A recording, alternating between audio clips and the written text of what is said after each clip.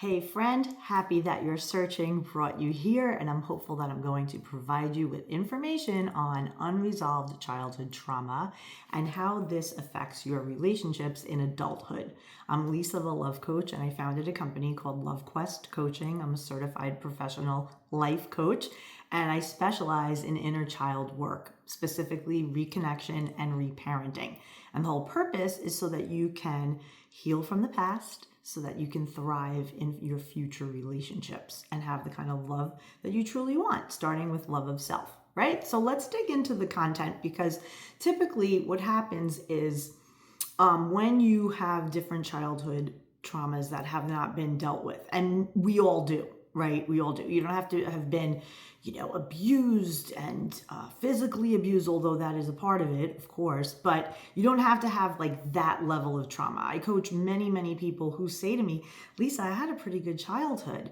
Like my parents didn't beat me. I was never, left hungry. I didn't experience poverty, right? There's none of this suffering necessarily, but something happened either once or a few times during your childhood that led you to believe that you were not good enough, that you had to prove yourself worthy of love, that you had to be something else, that you weren't just enough on your own, that you had to live up to an expectation, because that sends the message to a kid that you're not good as you are. You have to be something different. You have to get your parents' approval, your teachers' approval, society's approval. And the validation becomes very external. And that creates codependency. It creates this need for external attention, validation, approval. Now, how does all of this apply to relationships? So typically, when you have childhood wounds, let's say your parents divorced when you were young, and just in that entire dynamic, you were forced to acquiesce to the needs of your parents. And they were very wrapped up in their own dramas and traumas of their own that they didn't resolve. And this may have led you to self-sabotage, to have a fear of intimacy, to have a pattern where you attract unhealthy people and end up in these unhealthy types of relationships. So we're going to look specifically at the fear of intimacy. We're going to look at self-sabotage, and we're going to look at attracting unhealthy partners. Those are the three that I took specifically because it's the common ones that people really have, right? The people that I coach, they come to me all the time. I attract crappy people, help me. Or I feel like I sabotage relationships when they're good. I'm always looking for something like the shoe is going to drop, right? So that's another one. And then the other one is the fear of intimacy, where people just don't want to open up, or they don't want to be vulnerable. They don't want to be authentic. They want to be, but they don't know how to be, because the traumas from the past are preventing them from being truly showing up as an adult in relationships. So let's get into each. We'll start with the fear of intimacy. So the fear of intimacy, if you look at your childhood roots, it's with a person that's experienced neglect, abandonment, inconsistent caregiving. Now, this sounds like pretty much everybody Gen X, right? Everybody Gen X, we were feral as all get out, right? So we all sit here and we're like, were we neglected, or did I just get on my bike and go wherever I wanted to at 9 years old? Right? So there is this common thread here for people who are Generation X, where, there was neglect, abandonment, inconsistent caregiving as a child.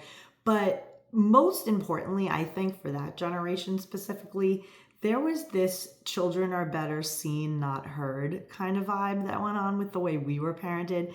And we had needs, but we were encouraged to shut them down, suppress them, and not advocate for ourselves, because the parents and the adults, they had their own thing going on. And it's almost as if we may have felt like a burden, right? Like being good was the way to get approval and validation from your parent.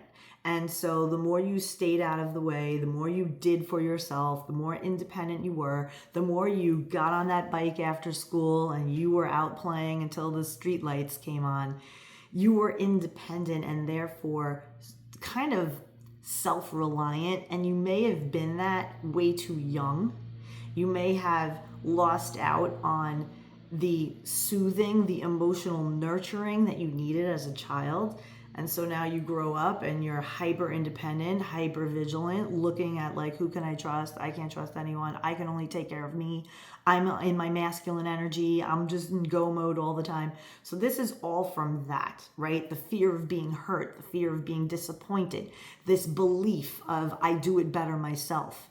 Now, while loving yourself first, most, best, and always, better than anyone ever could or should, is a good, healthy thing. However, when you don't open your heart and let someone in because you're afraid, that's when you know there's a wounded inner child running the show. And that's where that fear of intimacy comes into place, where you would be avoiding deep conversations, shutting down emotionally, or fleeing, leaving when the relationship becomes too serious, or asking too much of you. And not too much of you in the fact of like doing things, too much of you as your person. The intimacy, right? And so that's a typical common thing when we see people who are avoidant attachment, right? They have the attachment of avoidant or the anxious attachment. It's this fear, right? This constant fear. You're operating from a place of fear. So let's look at self-sabotage, because that's another thing that happens in relationships when people are not healed from their childhood and their past wounds. They're operating in their relationships like a 11-year-old or a 6-year-old or a 12-year-old or a 13-year-old. And everybody has their own inner children to meet, right? So you might have a memory of something that happened to you in kindergarten and you freaked out because you weren't really ready to leave your mom full time. And nobody really told you what was to be expected from school. They just kind of put you on this bus and you were like, what the hell's going on, right? And you freaked out and you weren't really soothed and nurtured. You were inconsolable. And those feelings were just suppressed because you had to go to school. Right? So these are different ways that those types of needs could not be met, and you needed them to be met, but you can then go back to that little inner 5-year-old that still exists in you. And I teach you how to do this. And then when you do go to them, you can reparent them. So I have an entire modality that teaches you exactly how to do that. And if you're interested in getting that information, feel free to look into the description and connect with me directly. Say that you saw this video on YouTube and you want information on inner child reconnection and reparenting, right? So say, Lisa, I saw your video about inner child work on YouTube and I want information. If you hit me with an email like that, I will send you a packet for free, PDF packet, to get you started on your own inner child journey, okay? So the other thing you can do too in the description as well is your Love Life Assessment. This is another tool that is for free. So I have a bunch of free goodies that you can get simply by reaching out to me through the description. The links that are all there. Help yourself, because the tools exist. It's on you to connect with me to get access to these tools. All right, so let's get into self-sabotage. So self-sabotage is rooted in a childhood where you may have faced emotional neglect, criticism. You weren't shown unconditional love. You have an internalization of feelings of unworthiness, not good enough. These beliefs do carry on into adulthood, even if you are crushing it, right? So a lot of the people who I coach, they're professionals. These people are very well along in their careers. They do very well for themselves. And a lot of that is because they had something to prove. They excelled at school, and when they did, they got accolades from their father, praise from their mother. So the love was very conditional. If you do this, you get love. If you do that, you get love. So it ends up becoming a self-sabotaging behavior, right? Subconsciously, these people don't believe that they're worthy of love, right? So when you subconsciously doubt your worthiness of love, you will sabotage anything that is good. Right? This is crazy how that works, but that's the way it works, unfortunately.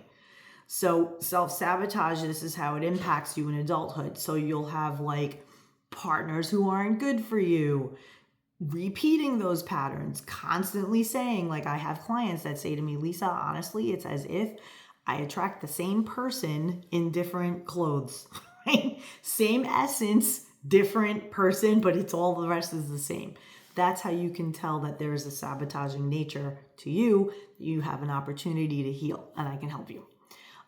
So the symptoms of how this like plays out in a relationship, self-sabotage. And if you feel like you've self-sabotaged in relationships, you will probably be people who have constantly broken up with partners who are good for you, right? Have you ever been in a relationship with somebody and everything is so even keeled and chill, and they call you when they say they're going to call you, and they make plans with you and they look for you, but you're like, this is boring.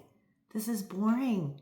Right? If you don't have chaos, you're not feeling normal. You feel familiarity in the chaos. So this way you're like, well, this guy is boring. This girl is boring. I like them crazy, right? I like the roller coaster ride of relationships, but you don't really. Your soul is craving peace, but your subconscious and your nervous system is attuned to chaos. So when you do this type of work, this inner work that I help you people to do, and I've done it myself, this is why I do the work I do, because I have conquered this. And so I felt that spiritual calling to share my experiences and wisdom with others so that they can heal too, and we can level up the whole planet, right? So when you are in a situation of self-sabotage, you will also stay in toxic relationships too long. You'll fear being alone, so you'll stay in relationships that aren't really good for you.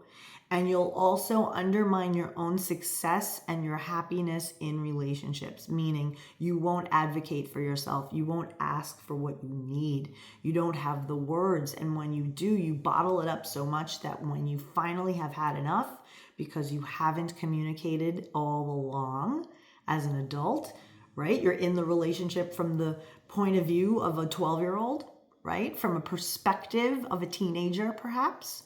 And when you do this and you suppress and suppress and suppress, finally, when you have had enough, you will be reactionary, you will have a short fuse, and you will sabotage the entire relationship. You can't just have a civil conversation when the matter comes up.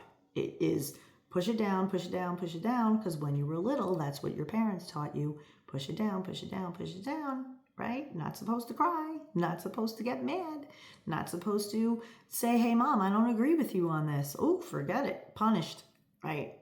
So if that's how you were raised, it is possible that you will find yourself sabotaging relationships. Okay, now let's get into the next one. Attracting unhealthy partners. So this one, I'm just reaching for my beverage. Take a sip if you're with me this long. I encourage you to. Okay, so if you're a person who's attracting unhealthy partners, it is rooted in a childhood where there was dysfunction, abuse.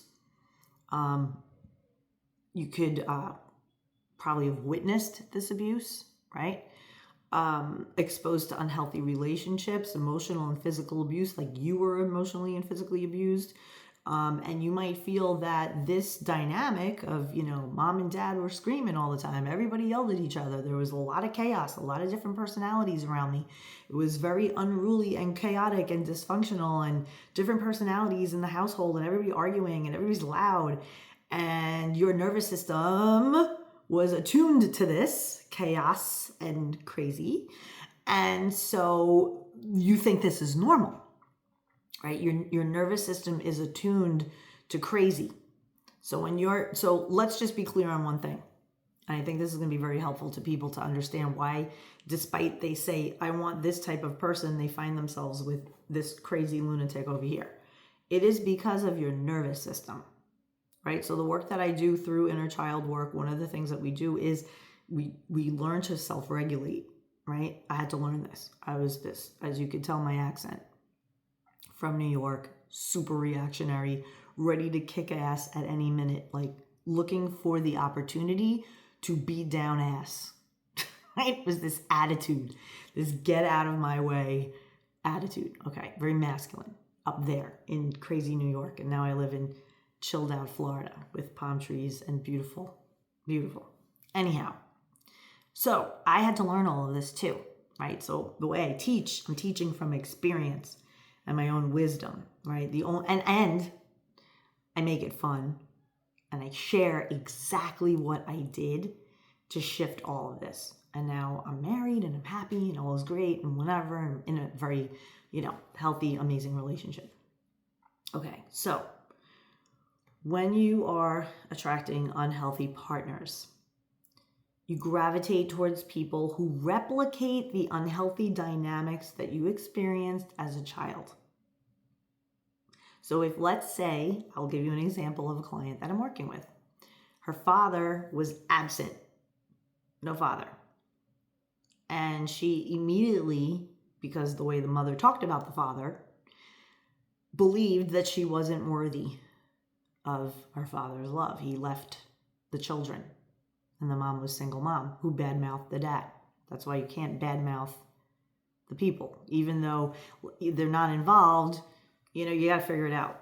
You have to speak truth, but boost the esteem of your children, right? It's not their fault that they left. It's the person didn't have the maturity and the capacity to rise up to the responsibilities of parenthood. Has nothing to do with whether or not you're lovable. Like if I was talking to an inner child and demonstrating this, I would have my client meet their inner 6-year-old, and I would teach them how to speak to that inner 6-year-old and say, your father left not because you are not lovable. You're absolutely lovable. And it is unfortunate that he did not even get to see that, because he was so limited in his maturity level. His ability to take on responsibility has nothing to do with whether or not you're worthy and you're lovable. You made it here. That's how loved you are. Something higher that created you put you here for greatness. And so this way, anything and anyone that is not aligned with your greatness will be removed. And that's why your dad had to go. You were vibing over here like a little star of energy, and Dado was down here because he was in fear and despair, and I can't take care of this kid and I don't know what to do.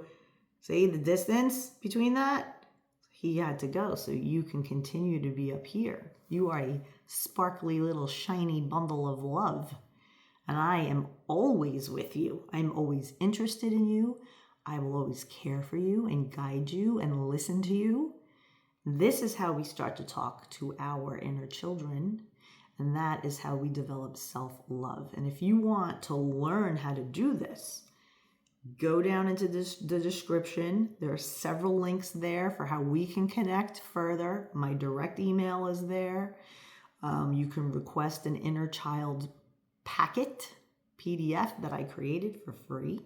Happily share that with you. So the unhealthy partners, that's a common one, and you have to look at this like an opportunity for you to reconnect with you. And once you do that and you start to establish that self-love, then you really become whole, and you stop thinking that your worthiness comes from out there, comes from in here, right? And that's what you get to build in yourself. If you find that you are attracting unhealthy partners, sabotaging the good ones, right? And maybe fear of intimacy, if you have any of those three, or any others for that matter, I can, of course, listen to what you got going on and take that free love life assessment and share with me by all means. I actually look over the assessment myself. It's not an AI little bot machine. It's me.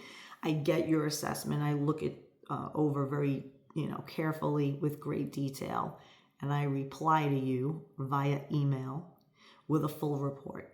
So again, go to the description and hit that bell notification so that the next time I post videos, which it's Monday, Wednesdays, and Fridays every week, you can get the notification, and you can start to see me in the feed too. That helps the algorithm, helps me get out there and be seen so I could help more people.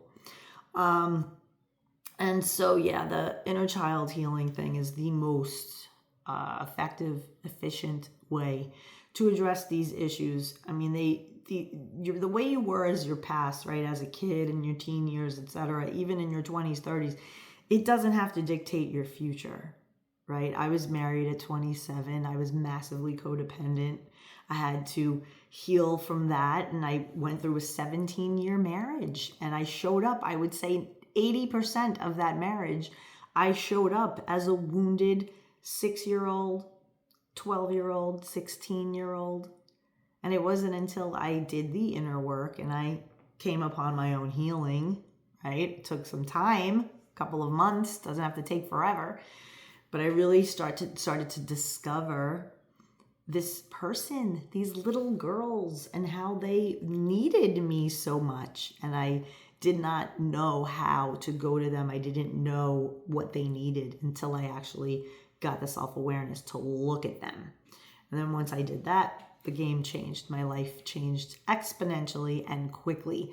And this is because as you do this energy work, because that's what this is, you're improving your energy, you vibrate at a higher frequency, and then more manifestations start to happen. You start to have great opportunities, called to live in another city, even meeting new people, etc. So this is what I want for you. I want all good things, right? So it starts with getting to the root of what happened in your childhood, how it's playing out in your relationships, and what to do about it so that you can heal, be whole, and experience true love and joy in your life.